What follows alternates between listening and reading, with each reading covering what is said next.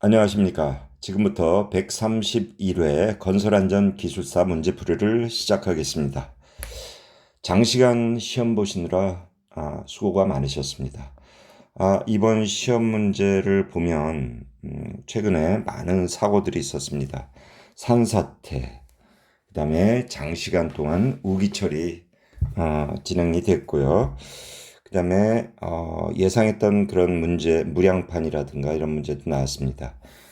전체적으로 한번 문제를 보면 특이한 문제들이 위험성 감수성과 위험 감행성 조합에 따른 뭐 인간의 행동 네 가지 이런 거는 우리 건설 안전 보건에서 나오는 그 잡지가 있어요. 그것을 안 봤으면 이 풀기가 어려운 문제죠. 어, 저도 이 문제를 푸느라 이 잡지를 들여다봤습니다. 그 다음에 록볼트 일반적으로 산사태 그 다음에 터널 보조지보제로서 록볼트가 나옵니다. 그 다음에 무량판 구조 전담 보강철로 이거는 예상했던 문제예요. 그 다음에 차량 탑재형 고수 작업대 그런 것도 나왔고요. 3종 시설물 지정 대상과 시설물 통합 정보 관리 시스템 이것을 혼합해서 나왔어요. 이 문제가 혼합해서 나오고 사방댐 용어 정리가 좀 대체적으로 까다롭게 나왔던 것 같아요. 자, 제 예방 사원칙 이거는 손원예대 조사 분시 시에요. 항상 했던 그런 문제고요. 그래서 우리가 제 예방 사원칙은 손원예대, 손실위원회 법칙, 그 다음에 원인 계기의 법칙, 그 다음에 예방 가능. 모든 재해는 예방 가능하다는 거예요. 그 다음에 대책 선정. 여긴 3가 나와야죠. 안전대책, 기교규가 나와야 돼요.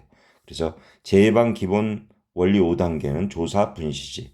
조직과 사실과 발견해야 되고, 그 다음에 분석을 해야 되고, 시정책 선정, 시정책 적용을 해야 됩니다. 재사용 가시설 자재 폐기 및 성능 기준, 현장 관리 요령을 설명하라고 했는데요. 재사용 가시설이라는 것은 뭡니까? 이미 1회 이상 사용했던 거예요. 또는 신품이 아니고 장기간 보관했던 그러다 보니까 강도 저하 우려가 있고요. 사고도 많이 되고 나고 그다음에 특히 연결부 전용 철물 안 하고 반생으로 조여가지고 하다 보니까 많이 납니다. 여튼 가설제 구비 조건은 안작경이에요. 안작경. 작경이고요. 이런 밑둥잡이라든가 가설제 연결부라든가 뭐 수평제, 수직제, 기타 등등 그림을 좀 그리시면서 하셔야 되고요. 그래서 이 성능 시험을 안 할 때는 중대 재해도 발생합니다. 설치했던 동발이 벽이음, 그 다음에 집안의 지내력이라든가 여러 가지 이유로 해가지고 자재도 나고 또 오래 두면 녹이 발생하잖아요. 그래서 가설제 또 개선 방향은 경량화, 동력화, 규격화, 표준화 이런 것들이 필요하죠. 그래서 폐기 기준은 변형 손상 부식 현재 했을 때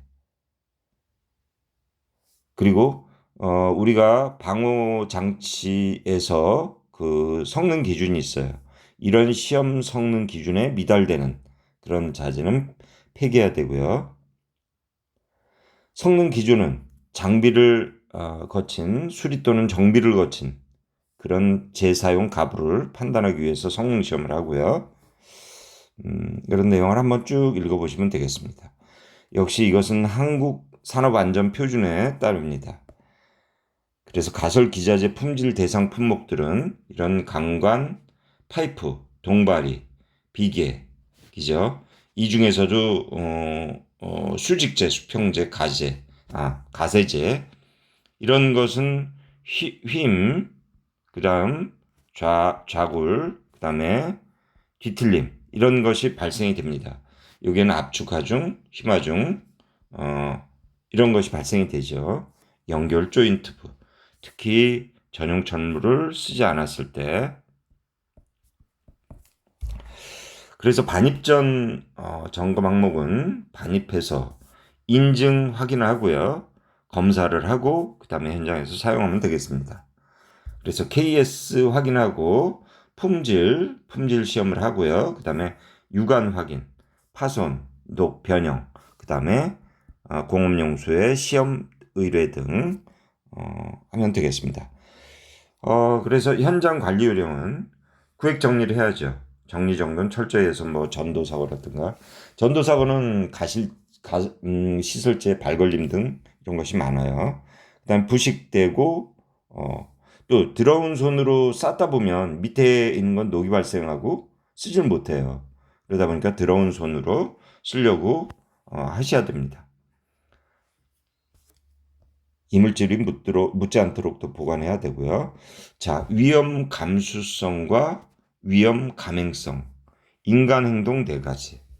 여기 뒤에 보면 우리가 그 안전보건 2020년 5월호에서 이 문제가 이런 그 잡지에 게재됐었어요. 이런 문제입니다. 위험 감수성이란 어떻게 행동하면 위험 상태가 되지 않는지를 직관적으로 파악하고 리스크가 크고 작음을 민감하게 감지하는 능력을 위험 감수성이라고 합니다. 그 다음에 위험의 감행성이라는 것은 어느 정도의 위험까지 받아들이는가, 이것을 나타내는 겁니다. 그래서 여기에 따른 인간 행동의 네 가지 유형에는 안전 확보 행동, 이것은 위험 감수성이 높고 위험 감행성이 낮은 유형으로 위험을 민감하게 느끼고 그 위험을 가능한지 회피하는 경향이 강하다. 이런 것이 안전 확보 행동이고, 그 다음에 한정적 안전 확보 행동이 있어요. 그 다음에 의도적 위험 감행 행동이 있고요. 무의도적 위험 감행 행동이 있습니다. 이런 문제를 하면서 우리 현장에서 발생하는 추감 충격 풍도 납비기 등의 위험과 관련시켜 가지고 문제를 풀어나가시면 되겠습니다. 사건수 분석 기법이에요. 이벤트 트리 어널리시스. 자주 나오거나 그러지는 않는 문제인데요. 간혹 나오긴 합니다만 초기 사건 시 특정 장치 이상, 뭐 운전자의 실수 등에 의해서 잠재적인 사고 결과를 평가하는 기법이에요.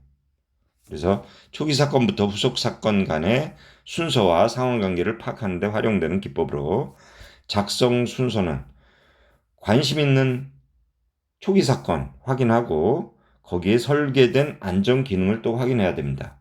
그리고 이벤트 트리를 작성하고요. 이런 사건, 사고, 경로 결과를 기술합니다.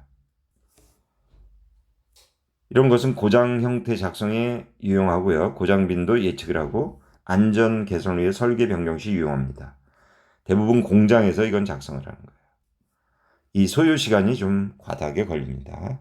이런 단점이 있어요. 자, 충격 소음. 우리 건설 현장에는 소음이 많아요. 그래서 여기서는 우리가 작업 환경 측정을 함에 있어가지고 어떤 소음이라든가 이런 것에 의해서 그 실태를 작업 환경에 파악을 해서 실태를 파악하고 개선하는 그런 일들을 하기 위해서 우리가 작업 환경 측정을 하는데요. 주로 분코연사 유특산소 고한다. 이런 내용에 들어있고요. 측정 기관은 아래와 같은 기관이 되겠습니다. 지방자치단체 소속, 그 다음에 대학 부속, 법인, 국가기관 뭐 이래 되어 있어요. 그래서 소음을 보면 1일 8시간 작업 기준으로 85데시벨 이상의 소음이 발생하는 작업을 얘기하는데 여기에는 강렬한 소음 작업 조건이 있어요. 90, 95, 100, 105, 110, 115 이런 것을 몇 시간 이상 작업을 하느냐 이런 기준을 아셔야 돼요. 그리고 충격 소음 작업 조건이 있어요. 소음이 1초 이상의 간격으로 발생하는 작업인데요. 120데시벨 초과, 130데시벨, 140데시벨 초과, 1일 1천에 100회 이상 발생하는 그런 작업을 얘기하는 거예요.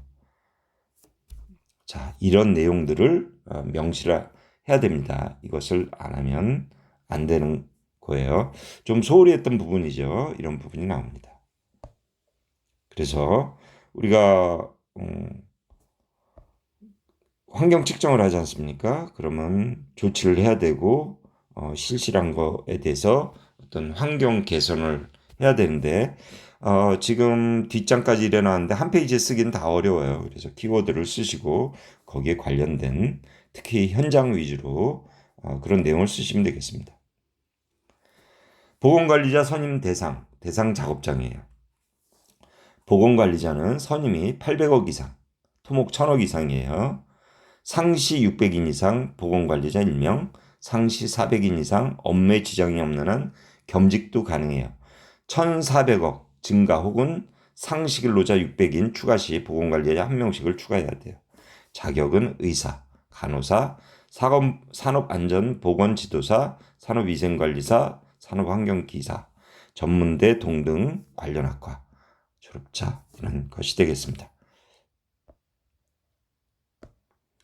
재난 및 안전 관련 기본 법상 재난사태 선포 및 조치 내용이에요.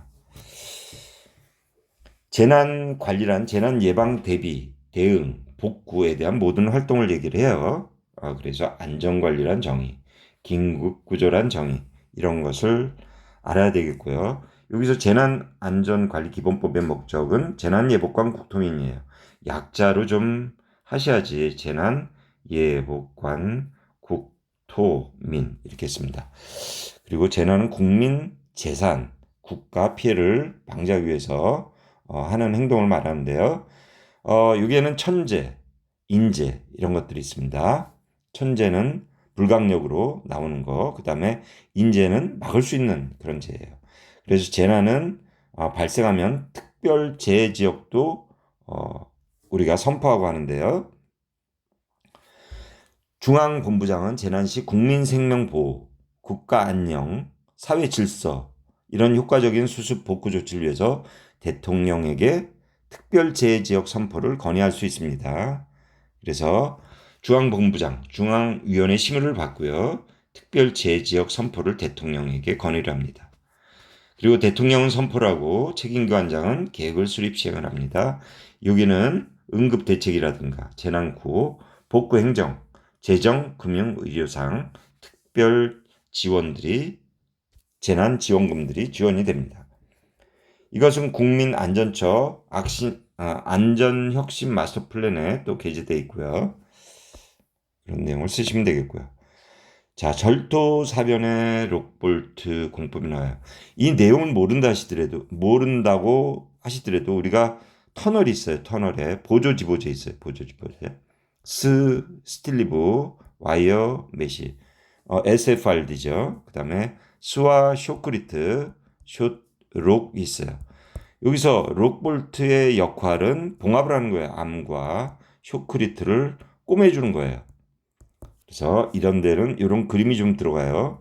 어스앙카라든가 그 다음 록볼트라든가 우리가 이 암반 위에 우리가 고정되는 그런 것이 되겠습니다. 그런 우리 철근, 일종의 철근, 강철 이런 게 되겠어요.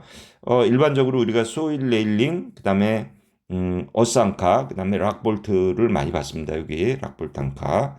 그래서 계단식으로 우리가 도로변 가다 보면 이런 식으로 되면서 여기 박혀 있는 락볼트가 박혀 있는 그런 모습을 볼 수가 있어요. 이런 보강 공법에는 록볼트, 소일 레일링, 앵커 공법이 있고요. 집안 자체가 강도를 발휘하도록 도와주는 그런 지보제예요. 천공을 해서 홀을 뚫어서 록볼트 삽입하고 여기다 몰탈, 레진을 넣어서 고정을 합니다. 봉합 효과가 있고요. 시공시 유상은 이런 천공을 합니다.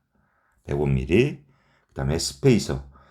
벽면에 붙어버리면 이게 강도가 제대로 안 나올 수가 있거든요. 그라우팅에는 시멘트 물 1에서 3 비율로 레진은 고창제예요. 레진. 그 다음에 1차 쇼크리트 5cm하고 2차 쇼크리트 10cm 타설을 합니다. 여기서 중요한 것은 그라우팅을 할 때 록볼트 같은 경우는 터널에서 록볼트는 그라우팅이 막 새는 경우가 있어요. 그죠? 새지 않게 그 다음에 꽉 채워야 돼요. 자, 그 다음에 무량판 구조의 전담 보강 철근이에요. 나올 게 나왔어요. 우리가 보가 없는 바닥판에, 그죠? 슬라브를 얹히는 거예요. 이렇게 슬라브를 얹히는 거예요. 그럼 어떻게 돼요? 이런 부위가 취약하잖아요. 이런 부위가. 그러니까 뻥 뚫고 나오는 거예요. 이런 게. 그러면서 붕괴가 되는 거예요. 일반적으로 우리가 아파트 현장에서 이런 부분을 많이 합니다. 그다음 혹은 벽이 지탱해주는 이런 구조라든가 벽식 구조라든가. 그런데 무량판 구조는 이런 식으로 벽 위를 뚫고 들어갈 수 있게 돼서 이런 부분에 뭡니까? 이런 부분에 전단 보강 철근을 넣어줘야 돼요. 전단 보강 철근은 어떤 식으로 넣어요? 사방으로, 그죠? 사방으로 넣어주면 되겠습니다. 그래서 이 무량판 구조는 외국에서도 인정받은 구조예요. 안전하다고 인정받고 이게 만약에 설계, 감리, 시공 이런 것이 부실하고 이 보호와 벽이 없으므로 수평화 중에 특히 취약하기 때문에 이런 보강철근 넣는다든가 인스펙션 이게 부실해 버리면 붕괴 사고가 날 수밖에 없어요. 그래서 설계 감리 시공 철저히 하고요. 그다음에 전단 보강 철근에 대해서 성실 시공, 정밀 시공을 해야 되고요. 그다음에 집중 하중이 받아버리면 안 되겠어요. 활하중이 집중 타설 금지하고 분산 타설을 해야 되고요. 콘크리트 타설 순서를 준수하고요. 특히 콘크리트 타설 시 어떤 배관 호스의 충격이라든가 이런 장비의 충격 진동을 금지해야 돼요. 그리고 우리가 철근 조립식 결속선을 100%로 안 매요. 이러면 안 돼요. 그죠? 그래서 해야 되고요. 이런 무량판 구조는 기둥에서 슬라브를 직접 지탱하는 하중을 받는 구조예요. 그렇다 보니까 이게 내부 공간의 어떤 활용성도 좋고요. 층간 소음도 유리해요. 탄성 범위에서 설계 시 그 지진에 안전하다고 되어 있습니다. 유럽, 미국 등지에서 많이 활용하고요. 공사비가 또 상대적으로 저렴해요. 그렇습니다. 자, 벽식 구조 이런 것은 1980년대 많이 우리나라에 적용이 됐어요. 공사비 싸고 공사 속도가 빠릅니다. 그래서 이런 무량판은 이런 전담 보강 철근을 보강을 하고요. 이 우리가 일반적으로 건설에서 전단 연결재는 이런 스터드 볼트라든가 그다음에 듀벨링 이런 것들이 많이 들어가요. 건설 현장에서 이런 식으로 해서 전단재를 잘 활용해서 공사를 하고 정밀 시공 그다음에 성실 시공을 해야 되겠습니다. 차량 탑재형 고수작업자의 출입문 안전조 출입문은 그죠? 안전 난간대예요 여기 그죠? 이런 안전 난간대를 안 해버리면 여기 안전 난간대를 해야 되는데 우리가 안전 난간대가 이런 식으로 있으면 이런 그림을 그려주시면 됩니다. 여기 안전 난간대를 설치하게끔 돼 있는데 창호를 올리느니 뭐를 해야 하느니 해가지고 이 부분을 제거를 합니다. 제거를 하고 로프 내지는 웰빙띠를 갖다 거치하는 경우가 있어요. 이런 경우 이렇게 하고 여기 안전근해라든가 안전근해 안전고리를 걸고 또 안전모자를 써야 되잖아요. 그런데 이런 행위를 안 하고 여기 올라가서 홍길동처럼 작업을 하는 경우가 있습니다. 이럴 경우에는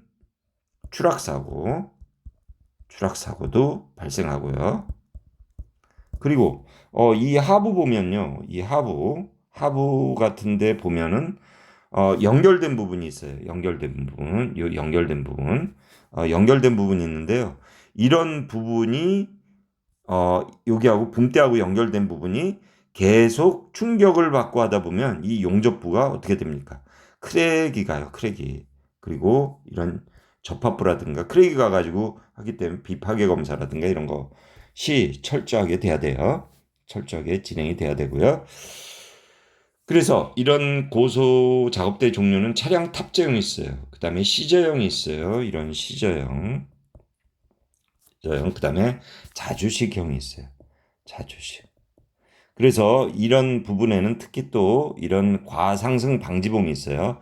과상승 방지봉이 작동이 안 되다 보면 사람이 타고 있는 상태에서 위로 올라가면서 위 상부 슬라브와 협착사고, 그 다음에 돌출부와 충격에 의한 찔림, 뭐 이런 사고가 발생할 수 있습니다. 그래서 이런 부분에 어떤 비파괴라든가, 그 다음에 안전 난간대, 아웃리거 이런 부분이 나와야 되겠습니다.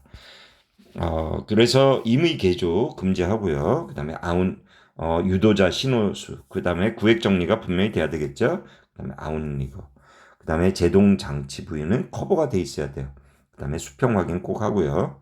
그 다음에 와이어로프, 이소공 꼬심이잖아요. 이런 것들이 돼야 되겠습니다.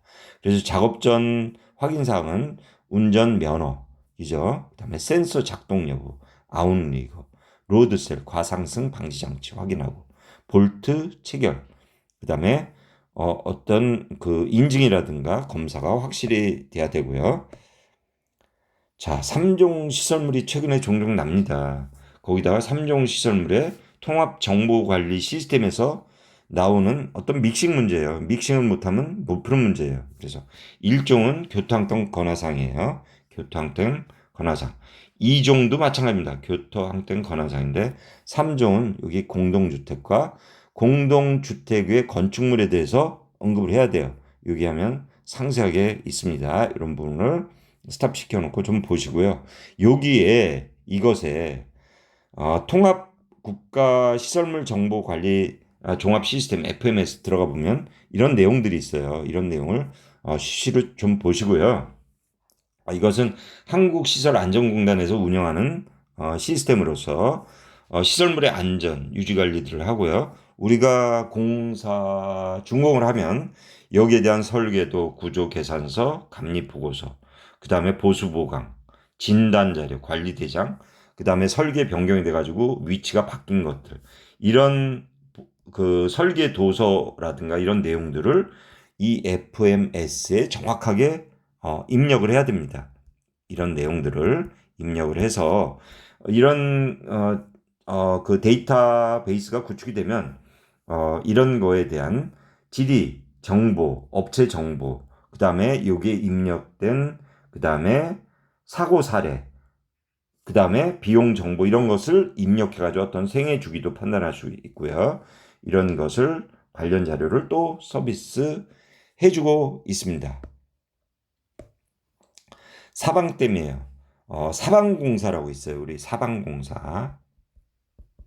사방공사는 돌 쌓기, 그 다음에 블록 쌓기, 그 다음에 도수로라든가, 그 다음에 산마르 축구, 그 다음에 블록으로 해가지고 블록이라든가 돌로 해가지고 위에서 겉면에 쌓고, 우리가 시시시평 줄식식 돌돌 콩콘 콩콘 현모 비돌 보 있어요. 이 부분이 사방공사에 해당이 되겠습니다. 돌 쌓기, 돌 붙임, 콘크리트 타설하기, 그 다음에 콘크리트 블록 쌓기, 현장 콘크리트 쌓기, 뭐 이런 거, 비탈면 비탈면 보강공사, 이런 것들이 사방공사에 해당됩니다. 그래서 종류에는 블록 사방댐, 전석 사방댐, 콘크리트 사방댐, 그리드 사방댐. 그리드 GOTMGC죠.